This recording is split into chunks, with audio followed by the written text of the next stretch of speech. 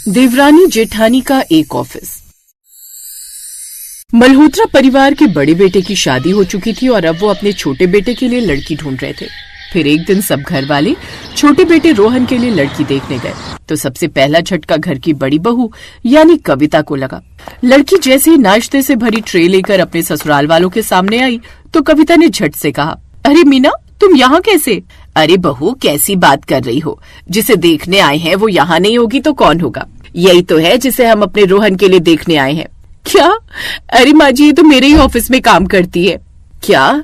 जी माँ जी, और अच्छा ही है ना, हम दोनों पहले ही ऑफिस में ही दोस्त हुआ करते थे। अब तो हम एक दूसरे की जेठानी देवरानी बनने जा रहे हैं, खूब मजा आएगा। दोस्त का लफ्ज सुनकर कविता ने सोचा कि हमारी इतनी अच्छी बनी नहीं ऑफिस में। खैर, शायद देवरानी जी मेरे लिए अच्छी साबित हो। रिश्ता पक्का हो गया और फिर शादी होकर वो मल्होत्रा परिवार में आ गई थी। शुरू में तो ऑफिस जाने से पहले दोनों देवरानी जेठानी घर का सारा काम करके जाती थी। दिल्ली के एक कॉर्पोरेट ऑफिस में सुबह की हलचल थी। तभी लिफ्ट से दो औरतें साथ में बाहर निकली, कविता और मीना। दोनों के चेहरे पर मुस्कान थी पर आंखों में एक अजीब सी खींचतान। मीना, आज मीटिंग में जरा ध्यान रखना, क्लाइंट को मैं संभालूंगी, तुम बस रिपोर्ट्स अपडेट कर देना। बिल्कुल भाभी, रिपोर्ट तो मैंने कल ही फाइनल कर दी थी, आप शायद देख नहीं पाई। अब अच्छा, हाँ देखा था, बस मैं डबल चेक कर लूंगी। दोनों अपने अपने केबिन में चली गई। ऑफिस में सब जानते थे कि ये दोनों सिर्फ रिश्ते में नहीं बल्कि पोजीशन में भी एक दूसरे की राइवल हैं। और उससे भी बड़ी बात, शादी के कुछ दिन बाद किस्मत ने दोनों को एक ही प्रोजेक्ट में डाल दिया, स्काईलाइन बिल्डर्स प्रोजेक्ट। और आज उनकी मीटिंग थी। कुछ समय बाद कॉन्फ्रेंस रूम में senior manager Mishra sir meeting ले रहे थे। कविता जी, क्लाइंट को ये प्रेजेंटेशन बहुत पसंद आई, लेकिन कुछ डेटा मिसिंग है। मीना, तुम देख सकती हो? जी सर, ये डेटा मैंने कल रात मैडम को भेजा था, शायद मेल स्पैम में चला गया हो। ओह अच्छा, लेकिन मुझे तो मिला नहीं।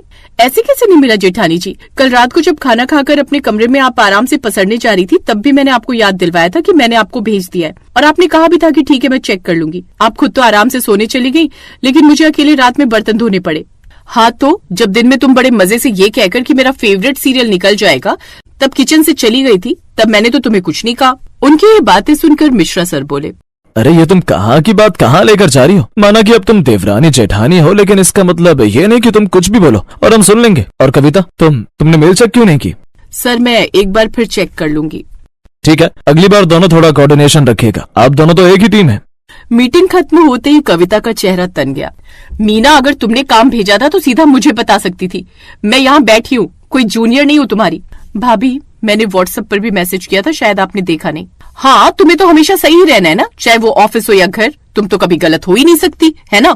जब से आई हो बस सासू माँ को तुम्हारे ही हाथ का खाना अच्छा लगता है। कहती है मीना बहू क्या हलवा बनाती है, जैसे कि मेरा बनाया हुआ हलवा तो कड़वा होता है ना। जेठानी जी, आप कौन सी बात लेकर बैठ गई? चुप कर तू, अच्छे से जानती हूँ मैं तुझे, तू ना ज्यादा शरीफ बनने की कोशिश मत कर। मीना ने कुछ नहीं कहा, बस मुस्कुराकर अपने केबिन में चली गई।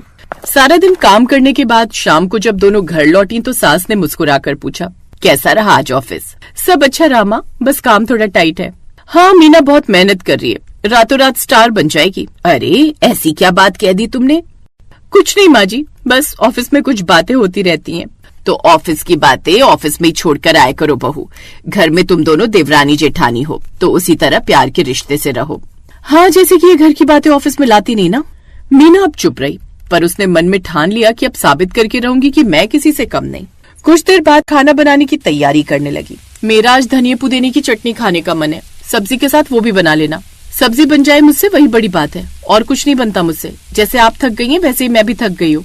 जेठानी हो तेरी, जो कहा है ना उसे मान लिया कर। हाँ, ऑफिस में सीनियर है तो मान लूं, घर में रिश्ते में छोटी हूँ तो आपकी बात मान लूं, मतलब मेरी खुद की तो कोई वैल्यू ही नहीं है ना। हाँ नहीं है, अच्छा ये बात है, तो मैं भी नहीं बनाने वाली कोई चटनी वटनी, आप खुद ही बना लो। हाँ तो रहने दे, कोई एहसान नहीं चाहिए, खुद ही बना लूंगी। पहले जहाँ दोनों देवरानी जेठानी में ठीक ठाक प्यार था, वहीं अब दोनों में कुछ खास नहीं बनती थी। समझती क्या है जेठानी जी खुद को, बढ़िया मतलब कुछ भी सुनाएंगी। मीना और कविता दोनों के मन में एक ही ख्वाहिश थी कि इस बार तो प्रमोशन मुझे ही मिलेगा। अगर मैं ये प्रोजेक्ट संभालूं तो मैं खुद को साबित कर पाऊंगी। मैंने इस कंपनी के लिए 5 साल दिए हैं, हक मेरा बनता है, अब मुझे जी तोड़ मेहनत करनी ही होगी। अब दोनों ने तैयारी शुरू की। मीना देर रात तक रिपोर्ट्स बनाती और कविता पुराने क्लाइंट से नेटवर्क बढ़ाती, और इसी चक्कर में अब दोनों देर तक अपने अपने काम पर पूरा फोकस करने लगी। फिर एक शाम दोनों ऑफिस में देर तक रुक गई। बाहर हल्की बारिश हो रही थी। जेठानी जी घर चलें, बहुत देर हो गई है। तुम जाओ, मुझे कुछ फाइल्स देखनी है। अच्छे से जानती हूँ मोहतरमा को, सोच रही है कि काम का बहाना बनाकर मैं देर तक ऑफिस में रुक जाऊंगी और देवरानी तब तक घर के सब काम करके रखेगी। तभी बहाना लगाते हुए मीना ने कहा, ठीक है फिर मैं भी रुक जाती हूँ, साथ काम कर लेते हैं। जरूरत नहीं है, मुझे किसी की मदद नहीं चाहिए। मीना ने आह भरी और चुपचाप अपनी सीट पर लौट गई, लेकिन तभी बिजली चली गई। भाभी अंधेरा हो गया। हाँ तो लैपटॉप की लाइट ऑन रखो, डरने की क्या बात है। डर नहीं लग रहा, बस लग रहा है कि हम दोनों कितने अजीब हैं, घर में साथ, ऑफिस में मुकाबले में। तभी वहां पर एक छिपकली आती है, जिसे देखकर कविता झट से जाकर मीना के पीछे छुप जाती है। आओ बचा ले मीना, तू तो जानती है मुझे छिपकली से कितना डर लगता है। ये देखकर मीना हंस पड़ी, फिर उसने छिपकली को वहां से भगा दिया। कविता चुप रही, पर उसके चेहरे पर हल्की मुस्कान आ गई। चलें घर, बाकी का काम घर चलकर कर लीजिएगा। बाहर मौसम खराब है, कहीं ज्यादा देर तक यहाँ रहे ना तो ऐसा ना हो कि सारी रात बारिश में ही रुकना पड़े। अब दोनों ओला करके साथ में घर चली जाती हैं। ऐसे ही कुछ दिन बीत जाते हैं। फिर एक दिन कंपनी में अफवाह फैली कि किसी ने प्रोजेक्ट की गोपनीय फाइल क्लाइंट को गलत डेटा के साथ भेज दी है। ये खबर मिलते ही मिश्रा सर ने तुरंत मीटिंग बुलाई। किसने की है गलती? फाइल मीना के नाम से गई है। जब तक जांच पूरी नहीं होती मीना, तुम्हें सस्पेंड किया जाता है। सभी की निगाहें मीना पर टिक गईं। सर मैंने तो सही रिपोर्ट भेजी थी। सर शायद गलती से पुरानी फाइल भेज दी हो। नहीं भाभी, मैंने 2 बार चेक किया था। किसने की है गलती? फाइल मीना के नाम से गई है। जब तक जांच पूरी नहीं होती मीना, तुम्हें सस्पेंड किया जाता है। ये सुनकर अब ऑफिस में सन्नाटा छा गया। मीना के आंसू नहीं रुक रहे थे। घर आकर भी वो अपने कमरे में उदास बैठी रही। उस रात उसे नींद ही नहीं आई। अपनी देवरानी की ऐसी हालत देख उसे भी उस पर बड़ी दया आ रही थी। वो भी सारी रात नहीं सो पाई। रात भर कविता भी करवट ही बदलती रही। फिर देर रात उसने अपने लैपटॉप पर पुरानी मेल्स देखना शुरू किया। तभी उसकी नजर एक मेल पर पड़ी जो उसके सिस्टम से गलती से भेजी गई थी। ये वही फाइल थी जो क्लाइंट को गलत डेटा के साथ दी गई थी। ये देख कविता के हाथ कांप गए। हे भगवान, ये गलती मुझसे हो गई और इसकी सजा मीना को मिल गई। सारी रात इसी पछतावे में कविता सो नहीं पाई। फिर अगली सुबह वो जैसे ही ऑफिस पहुंची तो मिश्रा सर से मिलने गई। सर मीना निर्दोष है, वो फाइल मैंने गलती से भेज दी थी। मुझे इस बात का बेहद अफसोस है। बात लेकिन ऐसी है कि गलती आप कैसे कर सकती हैं? आई एम सॉरी सर, ये मुझसे अनजाने में हो गया। कविता जी, सच बताने की हिम्मत की आपने, यही असली प्रोफेशनलिज्म है।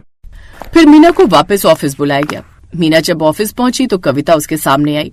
मीना, मुझसे गलती हुई थी, मैं तुम्हें गलत समझ बैठी, मुझे माफ कर दो। भाभी मैं आपसे नाराज नहीं हूँ, आपने सच बोल दिया वही बड़ी बात है।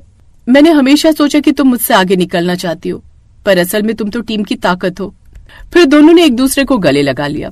फिर कुछ महीनों बाद जयपुर ब्रांच का उद्घाटन हुआ। इस बार कंपनी ने एक बड़ा फैसला लिया। इस ब्रांच को 2 महिलाओं की ज्वाइंट लीडरशिप मिलेगी, कविता और मीना।